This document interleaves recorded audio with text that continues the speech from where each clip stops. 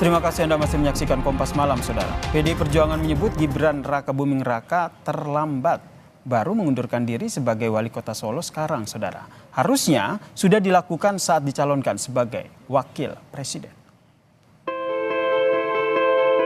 Bersama ini mengajukan pengunduran diri sebagai wali kota Surakarta masa jabatan 2021-2026.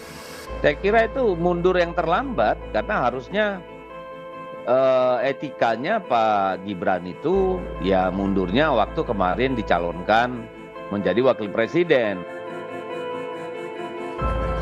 Wakil Presiden terpilih Gibran Rakabuming Raka resmi mundur dari jabatannya sebagai wali kota Solo. Namun mundurnya Gibran dinilai terlambat oleh PDI Perjuangan. Menurut Ketua DPP PDIP Deddy Sitorus, Gibran terlambat mundur. Seharusnya ia mengundurkan diri sejak dicalonkan sebagai wakil presiden. Kenapa justru baru sekarang mundur? Pada saat waktunya hanya hitungan bulan gitu ya, kan Agustus September ya, kurang lebih 2,5 bulan gitu, hampir 3 bulan kurang lah. Harusnya kan digunakan waktu ini untuk menyelesaikan janji-janji yang belum selesai di Solo, amanah yang belum bisa dituntaskan gitu. Kenapa justru tinggal 3 bulan malah mundur? Sebelumnya Gibran menyebut salah satu alasan mengundurkan diri adalah persiapan pelantikan sebagai wakil presiden 20 Oktober 2024 mendatang. Nantinya, wakil wali kota Solo Teguh Prakosa akan menggantikan Gibran hingga selesai masa jabatan. Pengunduran diri apa Mas? Apakah untuk persiapan pelantikan wapres atau seperti apa? Ya, selain untuk persiapan pelantikan yang masih di tanggal 20 Oktober nanti, tentunya banyak hal yang harus kami persiapkan dari sekarang. Dan saya mohon doa. Gibran Rakabuming Raka telah membereskan sejumlah barang miliknya di kantor wali kota Solo pada Selasa kemarin. Saat jadi wakil presiden, Gibran mengaku memilih tinggal di rumah pribadi, sedangkan rumah dinas hanya ia gunakan untuk menerima tamu. Tim Liputan, Kompas TV. Saudara, 3 bulan jelang pelantikan sebagai wakil presiden terpilih, Gibran Rakabuming Raka ini mengundurkan diri dari jabatan sebagai wali kota Solo. Tanpa menunggu surat jawaban dari Mendagri, Gibran telah beres-beres dan bersiap pindah ke Jakarta. Pengunduran diri ini justru dinilai terlambat oleh PDIP. Harusnya mundur saat masih mencalonkan diri sebagai wakil presiden. Lalu benarkah tindakan dari Gibran ini terlalu buru-buru atau justru sudah terlambat, Saudara? Kita perbincangkan dengan 2 narasumber kita yang telah bergabung bersama kami di Kompas Malam. Saya Capa, ada politisi PDI Perjuangan, Bang Ciko Hakim, dan juga ada Ketua Presidium Relawan Gibran, Bang Twedi Ginting. Selamat malam Bang Ciko, Bang Twedi. Selamat malam Bang, selamat malam Bang Ciko. Sehat. Salam sehat semuanya. Saya ke Bang Twedi dulu nih sebagai Ketua Presidium Relawan Gibran ini. Apa tanggapannya? Dibilang terlambat nih. Secara etika tuh harusnya mundurnya pada saat pencalonan sebagai wakil presiden. Kenapa baru sekarang? Kalau kita merujuk kepada pasal 169 Undang-Undang Nomor 7 Tahun 2017 tentang pemilu, tidak ada syarat yang menyatakan bahwa Mas Gibran harus mengundurkan diri dari posisi wali kota. Sehingga secara aturan legal formal tidak ada aturan yang mengharuskan itu. Itu yang pertama. Yang kedua, bila itu dikaitkan dengan putusan dianggap terlambat, saya kira dalam negara demokrasi sah-sah saja. Saya kira seorang politikus yang kebetulan berbeda pilihan pada pilpres lalu menyampaikan hal itu. Yang jelas 872 hari Mas Gibran memimpin wali kota Solo, saya kira capaian-capaian program yang sudah dijanjikan itu sudah diselesaikan. Itu bisa dibuktikan dengan menurunnya tingkat kemiskinan, naiknya pertumbuhan ekonomi, menjadikan Solo sebagai salah satu kota paling toleran, menjadi salah satu destinasi terbaik di Indonesia, dan segala macamnya, banyak capaian luar biasa. Begitu Bang. Berarti secara aturan benar ya, tapi secara etika gimana menurut Anda? Sebelum akhirnya saya lempar ke Bang Ciko. Secara etika saya kira tidak juga melanggar. Karena apa? Karena tidak ada konflik kepentingan beliau sebagai wali kota Solo dengan sebagai cawapres pada Pilpres 2024 yang lalu, Bang. Oke, berarti secara etika tidak ada, wajar aja ya, karena tidak ada konflik unsur kepentingan di situ. Bang Ciko gimana menanggapinya? Karena ini disampaikan oleh rekan Anda satu partai, Bang Deddy, wah ini terlambat nih secara etika, harusnya dari pada saat dicalonkan sebagai wapres. Kami sependapat dengan apa yang disampaikan Bung Deddy Sitorus, dan kami juga sependapat dengan apa yang disampaikan dengan Bung Teddy barusan, bahwa memang tidak ada aturan yang dilanggar. Jadi kalau kita bicara soal konflik kepentingan, ada sedikit perbedaan pendapat di situ. Karena ketika maju sebagai calon wakil presiden, tentunya beliau juga sekaligus tetap memegang tampuk pimpinan dari aparat-aparat yang ada di Solo atau Surakarta. Jadi artinya secara tidak langsung konflik kepentingan itu tentu ada. Kita juga mengetahui bahwa tentunya anak buah beliau di Solo, ada Ulf Pakewo ketika beliau masih menjabat, ada secara sadar maupun tidak sadar, baik diperintah atau tidak diperintah, saya rasa ini suatu hal yang biasa bila anak buah ingin menyenangkan pimpinannya. Jadi kemungkinan juga terlibat dalam pemenangan yang bersangkutan sebagai wakil presiden. Nah itu yang kita takuti dari apa yang disebut pelanggaran-pelanggaran etik. Berarti Anda melihat mundurnya... Bisa jadi itu dilakukan, bisa jadi tidak. Tetapi kan memang kita berpolitik atau kita hidup dalam satu kerangka kehidupan termasuk demokrasi ini, sebaiknya memang kita menghindari hal-hal yang rentan untuk dicurigai atau diduga sebagai bagian dari politik. Tetapi kembali lagi memang tidak ada aturan yang dilanggar, kemudian juga apakah untuk mundur, apakah untuk lanjut gitu. Tapi kita melihatnya memang mungkin alasan yang disampaikan Mas Gibran tadi tidak sepenuhnya 100% itu ya. Kalau saya melihatnya memang mungkin ada agenda-agenda terkait. Nah ini yang ingin saya pertanyakan selanjutnya, Bang Ciko gitu. Kalau sesuai aturan tidak melanggar begitu. Lantas kenapa akhirnya PDIP merespon dengan menyatakan bahwa secara etik ini harusnya secara etik terlambat, dan tadi menduga dalam tanda kutip seperti kata Bang Ciko ada agenda-agenda. Sebenarnya apa yang dilihat dari PDIP di balik mundurnya Gibran sebagai wali kota? Jadi begini ya, kalau kita melihat manuver dari seorang politisi, siapapun itu, baik itu saya, apakah Bung Teddy yang terjun ke politik, tentunya semuanya ada maksud dan tujuan. Tidak mungkin segala hal yang kita ambil, apalagi langkah-langkah politik, tanpa ada perhitungan dan lain-lain, tanpa ada agenda-agenda di balik itu. Dan itu sah-sah saja. Jadi kecurigaan atau dugaan-dugaan yang muncul akibat mundurnya seorang Gibran, gitu kan, dia adalah tokoh sentral akhir-akhir ini, karena memang sudah terpilih menjadi wakil presiden.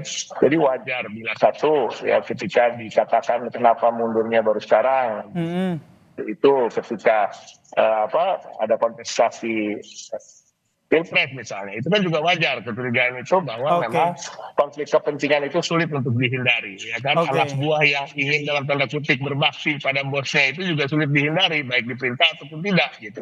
Sebagai aparat di Solo misalnya. Kalau kita bicara soal kemungkinan alasan-alasan mundurnya, ya kita bisa ketahui mungkin karena adiknya mau maju jadi calon gubernur, beliau ingin lebih leluasa untuk berkampanye untuk adiknya, karena tentu kita harus akui suka atau tidak suka, Gibran juga punya berarti ada konflik kepentingan di sini ya. Saya menyimpulkan itu ya.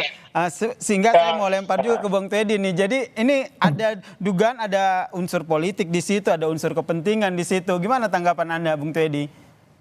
Pertama begini Bang, terkait dengan soal etika tadi. Kalau dianggap melanggar etika karena tidak mengundurkan pada saat pendaftaran Capres dan Cawapres pada Pilpres yang lalu, saya kira calon presiden dan wakil presiden pasangan nomor 3 juga pada saat itu tidak mengundurkan diri juga, sehingga kalau hari ini para pendukung pasangan nomor 3 mengungkit-ungkit atau mengkaitkan dengan soal etika, sebenarnya ya itu sama dengan memercikan air mendulang air sendiri sebenarnya begitu, karena pasangan nomor 3 juga tidak melakukan itu pada saat pendaftaran Capres dan Cawapres yang lalu begitu. Sah-sah aja begitu. Kalau melanggar etik dan ada dugaan kepentingan, itu nanti akan saya tanyakan juga nih kepada Bang Ciko. Sebenarnya ada dugaan konflik kepentingan apa sih akhirnya Gibran ini padahal masih ada 3 bulan lagi tapi harus mundur sekarang begitu. Kita bahas ya usai jeda. Masih bersama kami di Kompas Malam, perbincangannya kami lanjutkan usai jeda, saudara. Masih kita berbincang soal mundurnya Gibran sebagai wali kota Solo. Apakah ini terburu-buru atau justru terlambat, saudara? Masih bergabung bersama kami di Kompas Malam, politisi PD Perjuangan Bang Ciko Hakim dan juga Ketua Presidium Relawan Gibran, Bang Twedy Ginting. Tadi saya ke Bung Ciko begitu, tadi Anda bilang bahwa ada agenda terselubung, bisa dikatakan seperti itu, ada tujuan-tujuan politik tertentu begitu. Bisa dieksplisitkan lagi tuh apa maksudnya? Begini, kalau saya boleh, saya menaruh posisi sebagai misalnya penasehatnya Mas Gibran, saya akan lebih baik untuk mengatakan, Mas Gibran itu mengatakan bahwa ada kemungkinan dalam 3 bulan ke depan atau 4 bulan ke depan atau 5 bulan ke depan saya akan membantu kampanye calon-calon yang didukung oleh Koalisi Indonesia Maju misalnya, atau mendukung adik saya gitu, sehingga saya merasa saya harus mundur karena takut ada konflik kepentingan. Nah itu tentu akan lebih elegan, karena kita tahu nanti juga itu akan terjadi. Saya meyakini itu karena Gibran punya bobot elektoral, artinya dia juga ada punya market, punya segmen yang akan mendengar apa yang menjadi pilihan dia. Dan ini saya rasa sebagai politisi sebenarnya wajar-wajar saja, bukan yang tabu, tetapi mungkin akan lebih baik kalau dibiasakan untuk lebih terbuka pada masyarakat. Tapi kembali lagi tadi saya ingin menyampaikan sedikit apa yang disampaikan oleh Mas Teddy, bahwa ada calon dari kami juga yang tidak mengundurkan diri seketika waktu itu. Memang betul, namun pada akhirnya tentu Pak Mahfud merasa jengah sendiri karena beliau masih menjabat di posisi penting dan akhirnya pun mengundurkan diri. Jadi memang better late than never, tapi tetap dilakukan di dalam proses pilpres itu sendiri. Tapi itu yang lalu. Tapi kalau kita bicara ke depan, saya rasa dugaan saya pribadi dan juga masyarakat secara umum mungkin, karena sebagai politisi apapun manuver yang dibuat tentunya ada maksud dan tujuan, dan maksud dan tujuannya tentu untuk kepentingan politik yang bersangkutan, baik juga untuk kelompok para pendukungnya. Dan ini apakah ini bisa dikaitkan dengan mencuatnya isu ataupun berita terkait dengan majunya adik dari Gibran, Kaesang? Bisa jadi, bisa jadi. Dan justru dengan mundurnya ini, kalau di switch ya ininya citranya. Kenapa mundur ya akan lebih baik bila Gibran mengatakan saya kemungkinan akan mendukung adik saya atau mendukung calon-calon yang didukung oleh Kim, sehingga lebih baik saya mundur daripada saya masih menjabat sebagai wali kota yang punya aparat, punya anak buah, nanti ada konflik kepentingan. Jadi sebenarnya ini suatu hal yang biasa, namun saya tetap merasa memang disampaikan oleh ketua DPP PDI Perjuangan Deddy Sitorus tadi memang ada benarnya juga. Oke, Bang Twedy nanggapinya seperti apa? Tidak hanya untuk persiapan dilantik menjadi wapres nih, ternyata ada tujuan politik di situ seperti yang dikatakan oleh Bung Ciko tadi.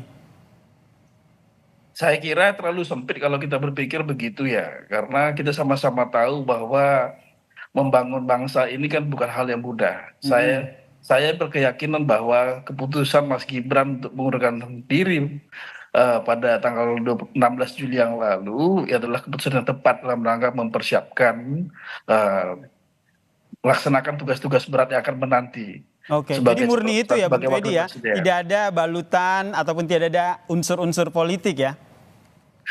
Kalau politik pasti ada politik, termasuk mempersiapkan diri dan mempersiapkan tim itu kan bagian dari langkah politik begitu. Tapi kalau sekedar urusan pilkada saya kira itu terlalu sempit ya. Apalagi kan kita sama-sama tahu di ruang politik itu kan sangat dinamis. Mungkin hari ini banyak yang mengisukan bahwa Mas Kaesang akan maju sebagai calon kepala daerah. Tapi kita kan belum tahu juga nanti pada titik waktu nanti tanggal 26 Agustus nanti bisa jadi juga Mas Gibran tidak maju sebagai calon kepala daerah. Kan kita tidak tahu. Makanya kalau kesimpulan tadi digiris oleh Bang Ciko begitu, saya kira terlalu dini untuk kita menarik kesimpulannya ke arah sana. Begitu. Terlalu dini, tapi ada kemungkinan ke sana nggak? Karena ini namanya juga politik dinamis, atau jangan-jangan nanti relawan Gibran ini berubah namanya menjadi relawan Kaesang untuk Jawa Tengah? Kalau orang menarik-narik dan mencocok-cocokkan bisa aja Bang. Gitu. Kita terlalu jauh begitu. Tapi ada kemungkinan itu, Bung Twedy? Perihal keterlibatan relawan Mas Gibran dalam pilkada ini dibahas beberapa waktu yang lalu pada saat pertemuan di Semarang. Pada prinsipnya semua relawan Mas Gibran ini satu komando menunggu perintah dari Mas Gibran. Apa perintahnya begitu. Oke, menunggu perintah dari Gibran. Wah, ini bisa dikaitkan dengan implikasi kedepannya seperti apa sih, Bung Ciko, yang dilihat oleh PDIP jelang ini kan tidak bisa dipungkiri, ini pasti ada kaitannya, tentu ada berkaitannya begitu dengan pilkada. Kami tetap merasa itu, dan itu juga sah-sah saja seperti saya sampaikan tadi, sebagai politisi tentunya manuver-manuver atau gerakan-gerakan politik yang akan menguntungkan posisi saudara Gibran misalnya atau yang bersangkutan sebagai wakil presiden akan lebih baik kalau mempunyai gubernur-gubernur yang dimenangkan oleh yang bersangkutan, ya kan?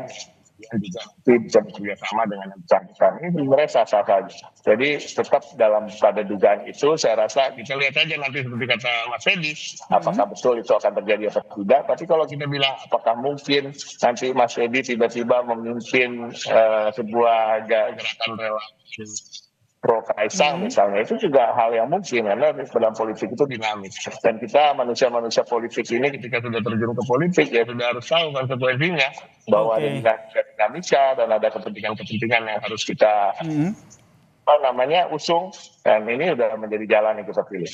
Jadi apapun kemungkinan langkah-langkah politik ke depannya itu tentu sudah diantisipasi oleh PDIP ya. Kemudian ke Bung Fedy, tadi sudah dapat perintah dari ataupun menunggu perintah dari Gibran begitu. Ini perintahnya apa sih, Bang? Belum. Sampai detik ini kami belum dapat perintah, tapi kami semua relawan Mas Gibran itu pada posisi standby. Karena terkait dengan pilkada ini bagaimanapun kepala pemerintahan di Republik ini sangat berkepentingan untuk melakukan harmonisasi dan sinergi dengan kepala-kepala daerah. Apalagi di dalam sistem kita yang menganut kepala-kepala daerah ini dipilih sendiri oleh rakyat. Gitu. Dalam rangka melancarkan agenda pembangunan, saya kira setiap kepala negara dan kepala pemerintahan yang ada di Republik ini sangat berkepentingan dengan kepala daerah itu bisa melakukan sinergi begitu. Standby yang dimaksud ini standby untuk memenangkan pilkada? Kaisang Jatim begitu? Saya kira kita tidak bicara pada hanya satu provinsi saja, satu kota kabupaten saja, tapi seluruh Indonesia. Karena kan sebaran dari relawan Mas Gibran itu kan menyebar di seluruh Indonesia, begitu Bang. Jadi Bung Ciko melihatnya seperti apa nih kesiapan dari relawan Gibran yang tinggal menunggu perintah begitu. Di sisi lain memang kita lihat Gibran juga tengah mempersiapkan diri untuk dilantik menjadi wakil presiden. Seberapa pengaruhnya sosok Gibran ini untuk pilkada? Tentunya ada pengaruh. Seperti saya sampaikan tadi, kan memang Gibran ada yang memilih ketika pemilihan Pilpres kemarin. Jadi artinya memang beliau punya pengaruh dan ada kemungkinan untuk ke arah sana. Tadi dikonfirmasi juga oleh Mas Fedy, yang kita bahwa memang kepala pemerintahan tentu punya kepentingan apabila gubernur-gubernurnya juga adalah tegak lurus. Apalagi sebenarnya itu kan diatur dalam undang-undang, siapapun yang menang pilkada, baik itu yang didukung